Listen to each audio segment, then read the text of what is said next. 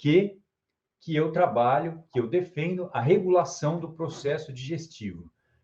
Porque, na verdade, existem algumas premissas de qualquer confinamento que precisam ser consideradas, como, por exemplo, adensar a dieta, como, por exemplo, combater toxinas que estão presentes ali na dieta, como, por exemplo, atuar no ambiente ruminal.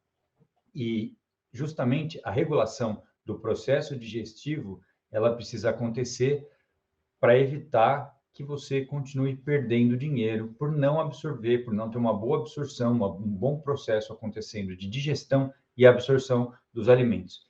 E eu sei como corrigir isso. Para corrigir isso, nós vamos pensar o seguinte: eu preciso atuar em 4 etapas de uma solução.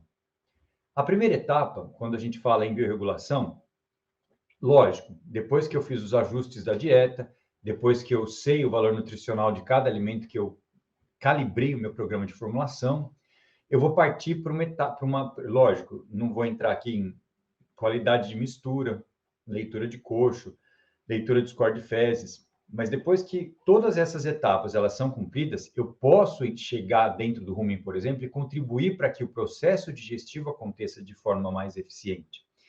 Então, existem alguns parâmetros que me dão indícios da digestibilidade desse material. E esses parâmetros, eles podem ser, por exemplo, o consumo é importante, eu tenho que estar medindo, eu tenho que saber, eu tenho que ter a minha curva de consumo estabelecida.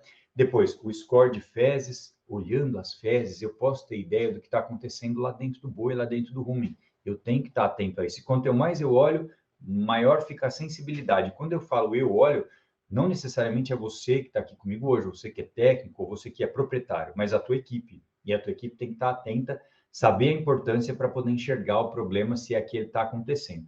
E uma outra coisa que a gente também tem que pensar é o comportamento desses animais dentro da baia. Então, tem alguns indícios que me levam a considerar o nível de problema de digestibilidade, de aproveitamento da dieta que eu estou tendo dentro do confinamento hoje.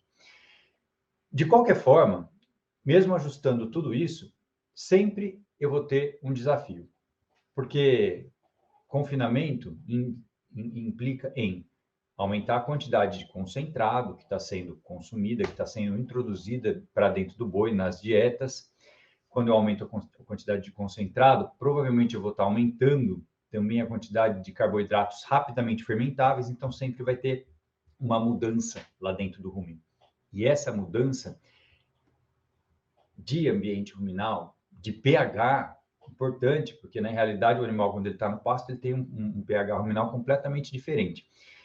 Sempre vai ter esse tipo de mudança. Por isso que quando eu atuo nesse problema, o resultado vem. Isso não é milagre, isso é fisiologia digestiva.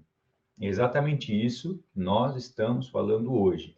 Eu não estou falando que isso é maior ou mais importante do que todos os processos de ajustes que devem ser feitos dentro de um confinamento, considerando a complexidade dessa operação. Eu estou falando que isso muitas vezes não é feito.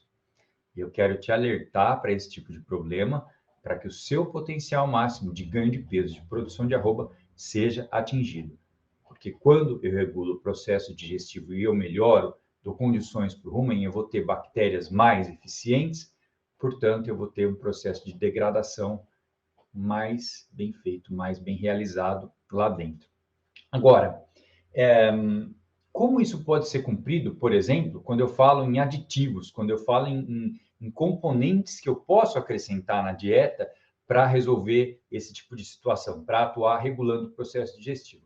Um componente muito interessante, se você que está aqui comigo hoje, além de gado no coxo, tem gado de leite, talvez você já tenha ouvido falar, talvez você já até use, que são as leveduras vivas. Algumas cepas de leveduras vivas que têm maior eficiência em melhorar o ambiente ruminal, porque elas vão lá e consomem oxigênio dentro do rumen.